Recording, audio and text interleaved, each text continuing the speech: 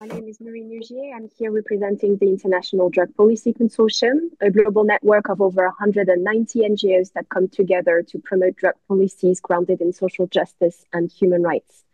I'm based in the UK, and my statement relates to the critical review of the coca leaf. The critical review is coming nearly 75 years after the UN banned the traditional uses of the plant by listing it in Schedule 1 of the 1961 Single Convention on Narcotic Drugs. This is despite the fact that the coca leaf has been used for millennia by indigenous peoples in the Andean Amazonian region for traditional, religious, ancestral, and medicinal purposes.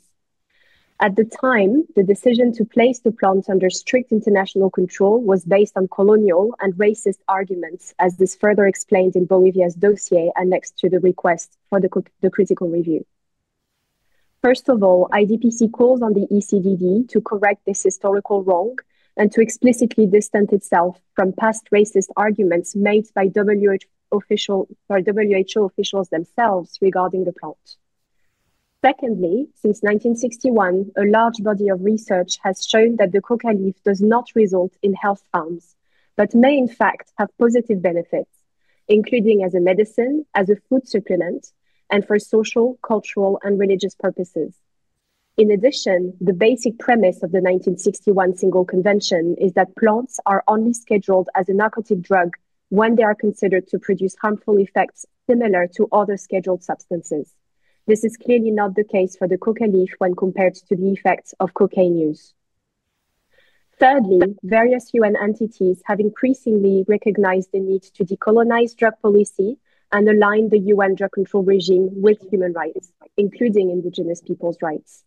This includes statements from the UN Permanent Forum on Indigenous Issues, the High Commissioner for Human Rights, the UN Special Rapporteur on Indigenous Rights, and resolutions adopted at the UN General Assembly, the Commission on Narcotic Drugs, and the Human Rights Council.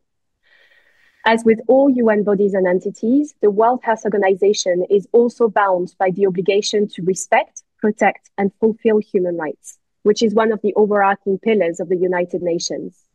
As such, any scheduling decision by the ECDD should also take due account of human rights considerations. We therefore welcome the decision made by the ECDD to consider the traditional uses of the coca leaf as one of the key topics of the critical review report. We hope that this will ensure that the traditional knowledge and culture of Andean Amazonian indigenous peoples are duly recognized and seriously taken into account as the ECDD conducts its critical review and elaborate its recommendations on the plant. Linked to this, my last point relates to the need to ensure a transparent and inclusive process that enables the meaningful participation of indigenous peoples in the critical review. So far, indigenous peoples can only feed into the process by participating in the opening segment of the ECDD session today and in a year's time at its 48th session.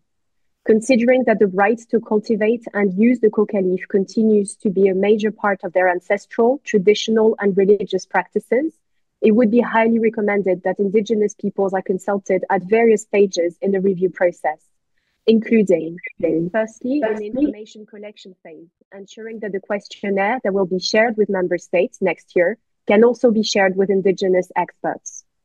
Secondly, by ensuring that indigenous peoples can receive the draft critical review report and are able to discuss its conclusions at a special meeting of the ECDD.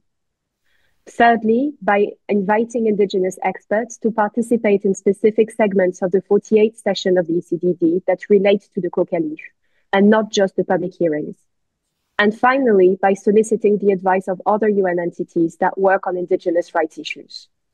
I invite you to read IDPC's advocacy note, which was submitted as a written contribution for this ECDD session, and which further elaborates on the points that have been made today. Thank you very much for your consideration, and I wish you a fruitful session.